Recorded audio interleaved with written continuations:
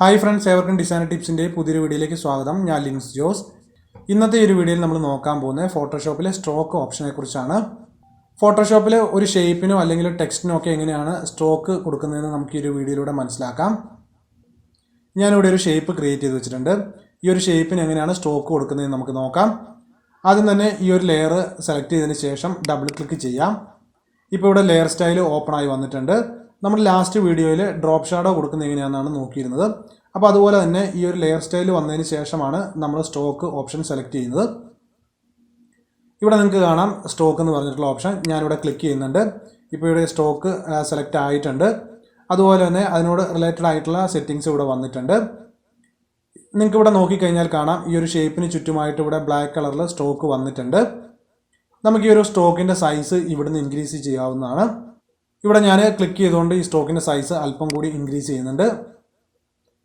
ഇപ്പം നിങ്ങൾക്ക് ഇവിടെ കാണാം ഈ ഒരു ഷേപ്പിന് ചുറ്റുമായിട്ടുള്ള സ്ട്രോക്കിൻ്റെ സൈസ് ഇൻക്രീസ് ആയിട്ടുണ്ട്. അതുപോലെ തന്നെ നിങ്ങൾക്ക് ഇവിടെ ഈ ഒരു കോർണറിൽ നോക്കിക്കഴിഞ്ഞാൽ കാണാം ഈ ഒരു സ്ട്രോക്ക് ഇവിടെ കർവായിട്ടാണ് വന്നിരിക്കുന്നത്. അപ്പോൾ അതെന്താണ് നമുക്ക് നോക്കാം. ഇനി അടുത്തൊരു ഓപ്ഷൻ എന്ന് പറയുന്നത് പൊസിഷനാണ്. ഈ ഒരു പൊസിഷനിൽ നമ്മൾ ഔട്ട് സൈഡാണ് സെലക്ട് ചെയ്തിരിക്കുന്നത്.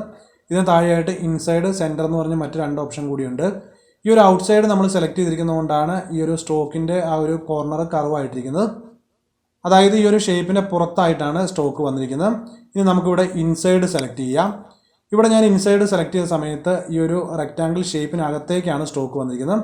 അതുകൊണ്ട് തന്നെ ഇവിടെ ഈ ഒരു സ്ട്രോക്ക് വളരെ ഷാർപ്പായിട്ടാണ് വന്നിരിക്കുന്നത്.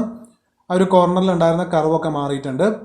ഇനി അടുത്തൊരു ഓപ്ഷൻ എന്ന് പറയുന്നത് സെൻറ്ററാണ്. നമ്മൾ ഈ ഒരു സെൻറ്റർ സെലക്ട് ചെയ്യുന്നതിലൂടെ ഈ ഒരു ഷേപ്പിൻ്റെ സെൻറ്ററിലായിട്ടായിരിക്കും സ്ട്രോക്ക് വരിക. അതായത് ഈ ഒരു സ്ട്രോക്കിൻ്റെ ഹാഫ് പോർഷൻ ഷേപ്പിനകത്തും ബാക്കിയുള്ള പോർഷൻ ഷേപ്പിന് പുറത്തുമായിട്ടായിരിക്കും വരിക. അപ്പോൾ ഈ ഒരു സ്ട്രോക്കിൽ എങ്ങനെയാണ് നമ്മൾ പൊസിഷൻ മാറ്റുന്നതെന്ന് മനസ്സിലാക്കി. ഇനി അടുത്തായിട്ട് ഇവിടെ ബ്ലെൻഡ് മോഡുണ്ട്. ഈ ഒരു ബ്ലെൻഡ് മോഡിനകത്ത് നമ്മൾ നോർമലാണ് സെലക്ട് ചെയ്തിരിക്കുന്നത്. നിങ്ങളുടെ വർക്കിന് ആവശ്യമായിട്ടുള്ള ബ്ലെൻഡ് മോഡ് നിങ്ങൾക്ക് ഇവിടുന്ന് സെലക്ട് ചെയ്യാവുന്നതാണ്. ഇനി അടുത്തായിട്ട് ഇവിടെ ഒപ്പാസിറ്റി വരുന്നുണ്ട്. ഇപ്പോൾ ഇവിടെ 100% ആണ് ഒപ്പാസിറ്റി ഉള്ളത്. നമുക്ക് വേണമെന്നുണ്ടെങ്കിൽ ഇത് റെഡ്യൂസ് ചെയ്യാവുന്നതാണ്. ഇപ്പം നിങ്ങൾക്ക് കാണാം ഈ ഒരു സ്ട്രോക്കിൻ്റെ ഒപ്പാസിറ്റി ഇവിടെ കുറഞ്ഞിട്ടുണ്ട്. ഇനി അടുത്തായിട്ട് വരുന്ന ഫിൽ ടൈപ്പ് എന്ന് പറഞ്ഞ മറ്റൊരു ഓപ്ഷനാണ്. ഇവിടെ നമ്മൾ ക്ലിക്ക് ചെയ്യുന്ന സമയത്ത് കളർ, ഗ്രേഡിയൻ്റ്, പാറ്റേൺ എന്ന് പറഞ്ഞ് 3 ഓപ്ഷൻസ് കാണാവുന്നതാണ്. ഇവിടെ ഇപ്പോൾ കളറാണ് സെലക്ട് ചെയ്തിരിക്കുന്നത്.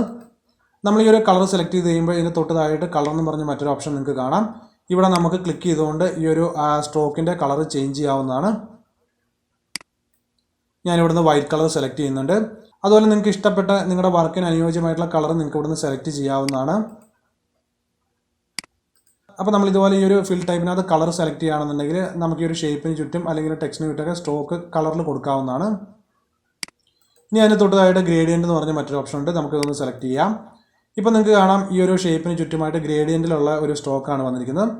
അതുപോലെ നമ്മൾ ഈ ഒരു ഗ്രേഡിയൻറ്റിൽ ക്ലിക്ക് ചെയ്തുകൊണ്ട് ഇവിടെ തന്നിട്ടുള്ള ഈ പ്രീസെറ്റ്സുകൾ നമുക്ക് യൂസ് ചെയ്യാവുന്നതാണ്. അതുപോലെ നമുക്ക് വേണമെന്നുണ്ടെങ്കിൽ കസ്റ്റം ഗ്രേഡിയൻറ്റ് വേണമെങ്കിൽ ഇവിടുന്ന് ക്രിയേറ്റ് ചെയ്യാവുന്നതാണ്. അപ്പോൾ നമുക്ക് ഈ ഗ്രേഡിയൻറ്റിനെ കുറിച്ച് മറ്റൊരു വീഡിയോയിൽ ഡീറ്റെയിൽ ആയിട്ട് മനസ്സിലാക്കാം. ഇവിടെ ഞാൻ മറ്റൊരു ഗ്രേഡിയൻ്റ് പ്രീസെറ്റ് സെലക്ട് ചെയ്യുന്നുണ്ട്. അതിനുശേഷം ഓക്കെ പ്രസ് ചെയ്യാം. ഇപ്പം ഈ ഒരു ഷേപ്പിന് ചുറ്റുമായിട്ട് ഗ്രേഡിയൻ്റ് കളറിലുള്ള സ്ട്രോക്ക് വന്നിട്ടുണ്ട്. ഇനി അതിന് തൊട്ടതായിട്ട് സ്റ്റൈൽ എന്നും പറഞ്ഞ ഓപ്ഷൻ ഉണ്ട്. ഇതൊക്കെ നമുക്ക് ഗ്രേഡിയൻ്റിൻ്റെ ക്ലാസ്സിൽ ഡീറ്റെയിൽ ആയിട്ട് മനസ്സിലാക്കാം.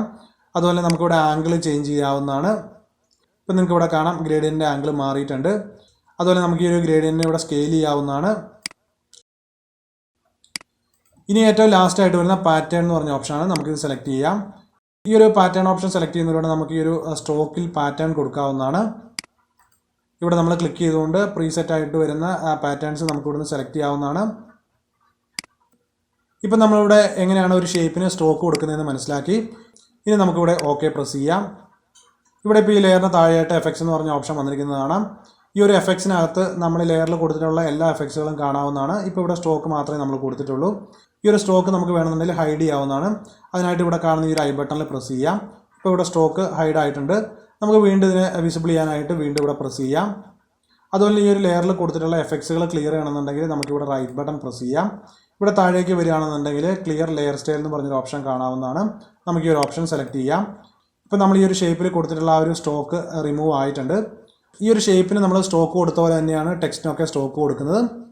അപ്പോൾ ഈ ഒരു വീഡിയോ എൻ്റെ എല്ലാ ഡിസൈനർ സുഹൃത്തുക്കൾക്കും യൂസ്ഫുൾ ആകുമെന്ന് വിചാരിക്കുന്നു. ഈ വീഡിയോ നിങ്ങൾക്ക് ഇഷ്ടമായിട്ട് ലൈക്ക് ചെയ്യുക. അതുപോലെ നിങ്ങൾ ഈ ഒരു ചാനൽ ആദ്യമായിട്ടാണ് വീഡിയോ കാണുന്നുണ്ടെങ്കിൽ ഈ ഒരു ചാനൽ സബ്സ്ക്രൈബ് ചെയ്യുക. അതിനോടൊപ്പമുള്ള ബെല്ലൈക്കൺ കൂടി പ്രസ് ചെയ്ത് നോട്ടിഫിക്കേഷൻ കൂടി എനേബിൾ ചെയ്ത് വെക്കുക.